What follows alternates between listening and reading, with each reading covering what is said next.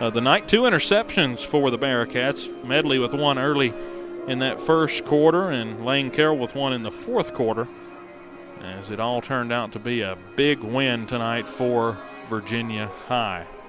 So they're down there now meeting with the players and the fans, parents out there on the field. Of course, it is senior night, but the Cats don't want this to be the last home game. They're now expecting another home game. They'd like to have another one here in 2 weeks, as they would host the first round of a playoff game, and tonight they did a big service to helping that cause, trying to get to another, for the first time in a long time, being able to host here at home at Gene Malcolm. It hasn't been, at least since 77, that it hasn't happened, and I don't even know if it happened anywhere around there. So it's been a while, and Coach Christ has his team on a mission, and we're going to have him up here to talk to us, so we'll probably put that up here later on this afternoon. But all in all, it was a great afternoon for football, and we'll have Coach Carroll on later here tonight during this segment. If we can get him, he's talking right now to newspaper.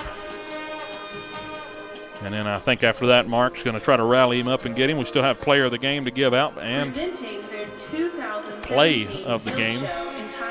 Again, this is the Shoney's post-game show. You can visit Shoney's anytime from now until midnight. After every Virginia High home game, we'll have, of course, Shoney's. You can go there and eat their late-night breakfast bar. And it's especially for the Bearcats. Go to Exit 5 Shoney's on your way out of the stadium tonight, as the band's now performing out here after the game for the Cats. Coach Chris still out there talking with a reporter. Let's take a quick break. Hopefully Mark, we can wrangle him back up here, and hopefully Coach Chris is able to come along with him, as we'll try to get the stats out there to you as well here in just a second. We'll be right back here on the Bearcat post-game report. In 50 feet, turn left. Why are you driving so slowly? After a few drinks, I'm taking it slow. Well, you're not fooling the cop behind you. What? Get ready to pay in 0.1 miles.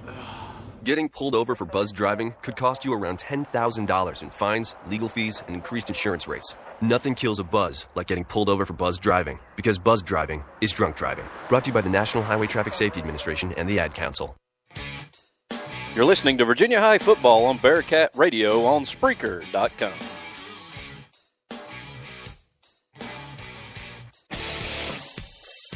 Can't get enough of Bearcat sports? Come to Buffalo Wild Wings at the Falls every Wednesday at 6:30 for the Bearcat Sports Chat. The voice of the Bearcats, Dylan Hutton, will talk with various Virginia High coaches and athletes each week on the radio, on location from Buffalo Wild Wings off Exit 5 in Bristol. Come enjoy wings while watching the show or listening right here on Spreaker.com. Bearcat Sports Chat, 6:30 p.m. at Buffalo Wild Wings at the Falls. Go Bearcats! Coach Christ on his way up to chat with us, but before then, let's get some of the stats from that ball game that just occurred. 13-7 win for the Bearcats. 195 total yards. Marion had 239. Cats 2 for 9 on third down, 0 for 1 on fourth. 2 turnovers on the night for the Bearcats. 1 fumble, 1 interception. 6 penalties for 55 yards. The Bearcats had the ball for 20 minutes and 30 seconds. Carroll on the night, 2 receptions for 96 yards, 2 touchdowns. He had an interception to add to that also. And to go to Marion's side of things, they had 239 total yards. They were 2 for 13 on third down. 2 for 13 on third down, 0 for 6 on fourth. And they had turnovers, 2 of them. Both of them were INTs. Penalties, 5 for 45 yards. They had the ball for 27 minutes and 30 seconds. And Kelby Ford, the running back, that's ran for over 1,200 yards on the year for Marion. 19 rush attempts for 112 yards, so really kept him in check. He had 1 big run for 45 yards in that second half. Kelly, the quarterback, 12 for 26, 124 yards, 1 TD, and 2 interceptions. We're happy now to have Coach Christ joining us up here in the booth after a big win over Marion, who's now 8-1. Yeah, it was a tremendous win. It was said at halftime a 3-phase effort. I felt like we did what we had to do offensively to get some points on the board. I thought our special teams played really, really well. And then, defense, I felt like probably the best defensive game we played. Those guys, they kind of brought the juice tonight. Yeah, the defense was stout throughout the whole entire game. The only big play, like I just said, the Ford about 45-yard run that he had, a couple of slant routes, but we were able to make tackles right after some catches for him. Yeah, I thought our secondary played really well. Even the pass we gave up here in the corner of the end zone, we're in good position. The kid made a play. It's a perfectly thrown ball. So that happens. Give credit where it's due. It just felt like we played tremendously there. Did you feel like this game, now since it's over, did you feel like this was going to be the kind of game that we were going to see, a 13-7 final? I thought it was possible. I felt like both defenses pretty good. I felt like it was one of those that's going to be kind of tight, and you hope to pull away in the end. Instead, it was us jumping out and hanging on. So let's run through that last play with Alex Atkins chasing down Ford. Alex Atkins just seemed to come out of nowhere. What was your mindset? Did you think he was in? If you notice, that's a 7-point difference on the scoreboard. Yeah, no, I thought we were going to get him at some point. I looked up, and Alex can fly. It's just an effort play. It's easy, kind of let those things go. You get a great running back, and then he breaks it, let it go, but we didn't. We ran it down. It's a game-saving tackle if you turn it back. Yeah, that was probably one of the bigger plays of the game. Ford held to just 112 yards on 19 carries, and again, over almost half of that on that one play. So really the defense bottled him up all night, and this has been a defense for the Cats all season that's been able to stop the run, and that's usually a good sign. If you can stop the run, force them into passing situations, are able to take advantage of 2 interceptions. Possibly could have had 3 tonight. Bazell had one, but just out of his hands. Yeah, just out of his hands there. I think it was a defense that played well at all 3 levels. Give credit to the guys up front. They got a really big front, and I think the 2 Barlows and Dante, man, they played a whale of a football game, kind of all over the place. Thomas was even involved in the screen game. That's effort stuff right there. A lot of pressure early in the game. 2 sacks in that first half. Didn't get as much sacks in the second half. Didn't get a lot of pressure on the quarterback. But a lot of credit to Marion there. Some adjustments they made. And they were really able to fight back into it. Coach Carroll on that team, they never quit. That's for sure. No doubt. Give credit to them. It was a good football team. Team probably we'll see down the road here at some point in the next couple of weeks. It was just a good high school football game for the fans to watch. We're fortunate to be on the upside of it. So, crazy instance here. They're loading the box the whole first half, just challenging you to throw the ball. Lane Carroll makes a big play. Come out of the second half, they drop 2 safeties back, kind of taking away the pass game a lot. What was your adjustments to that? What was your chess match mentality to that? If you look at it, we didn't score in the second half, so we needed to get a little more push up front and be able to run the ball, out of some sets and get some quick game going. I think we did, missed on a couple of them. It was just kind of 2 teams whose kids were playing incredibly hard. So I don't know if as much of a chess match as it's going to be whose kids made a play when it mattered in the end. And another question: how do you keep your cool just that much inside of you the whole game? Like, you never just lose your temper. Something happens, your hands are in your pockets, nodding your head a little bit. What keeps you just calm down throughout the course of the game? Experience. I don't know that I did that my first year or 2, but I realized, kids are going to follow your lead, and the last thing we want to do is lose our heads when something happens. It's just what you have to do. They're going, the leader's got to be calm, and that's what you aim to do in that point. So a lot happened in that second half. It was hectic, to say the least. The onside kick down here, close, out of bounds. Very close. Ends up being the penalty, and really changing the game. And then, of course, the fumble over here on the other side. Rose fumbles it not too long after that. We'll take a look at it. Those guys. Hard to see from that angle. Hard to see both of those. So just one of those things. We came out on one of them, maybe lost one there. So all I know is our kids played incredibly hard. We could have folded after that, but defense kept battling. And reality is, if they score, they probably come out on top. Yeah, and then you got down here, 3rd and goal from the 2-yard line early in that fourth quarter. The defense stout there, they tried to do a little jet sweep fake and try to get to the edge with the backup quarterback, Tate. Then they went a little. They're unbalanced single wing set there, and it was just something. something we had prepped up for, and our kids executed. Aaron Rose made the check call to it, and we kind of just executed what we needed to do down there.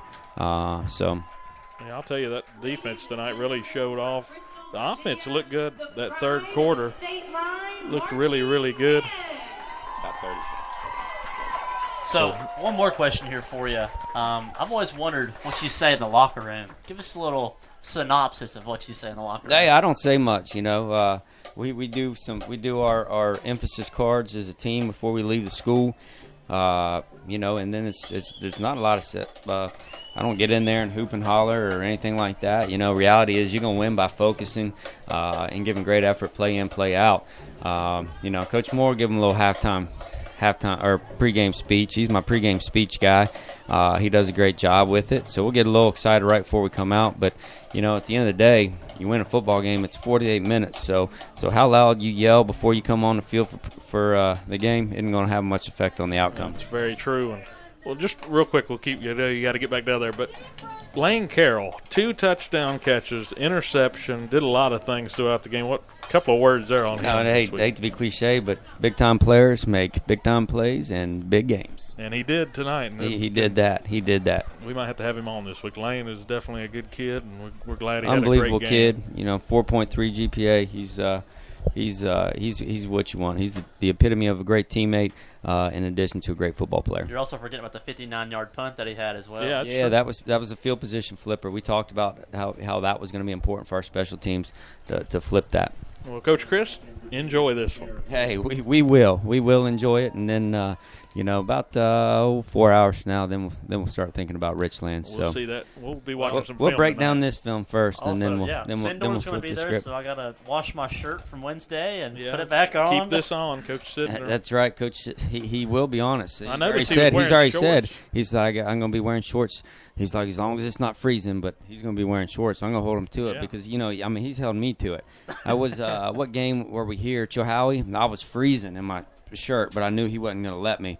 By halftime, I just had to give in. So I told him he's all the kind things of guy were off you at really. that point. After we talked to him last week, it's easy. You can't say no to Coach. No, Sidner. you can't, and you don't want to say no to him. Well, thank you, Coach Chris. Hey, thank you guys. And congratulations on a big win. Hey, thank you. Big home win too. The other Yes, big sir. win of the year Yes, came sir. on the road. So Coach Chris gonna head back down to the locker room where I imagine things are buzzing pretty well at about this point. 9:48 p.m. Now we end the show here with a couple of segments here for Mark. Mark, okay, take a deep breath here. Player of the game. I think we might have showed our hand. But I'm gonna have to say Lane Carroll. You got a 59-yard. What did this kid not do? Before I get into all of his stats tonight, 2 amazing touchdown catches. One where it was just a dime drop by Jamie Lathrop. The other with a quick slant where he just outruns the rest of the secondary. 59-yard punt. The game-ending interception. I mean, this kid did it all tonight.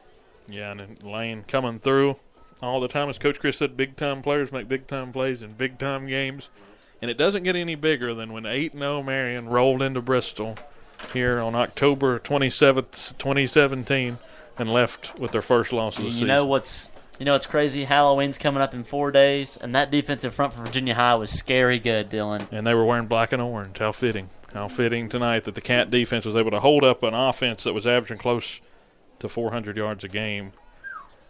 And the offense tonight for the Cats not all that sharp, but able to make some big plays when it mattered. In the second quarter, enough to carry them to a win as they score 13 points and mark play of the game. Oh, play of the game.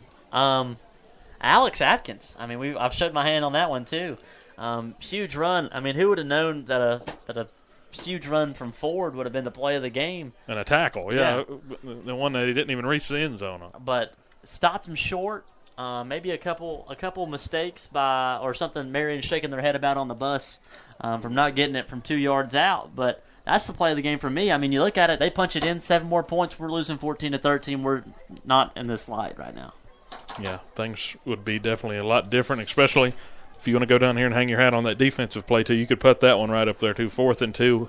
Tried to pass it, though, instead of going to forward on 4th down and goal from the 2-yard line.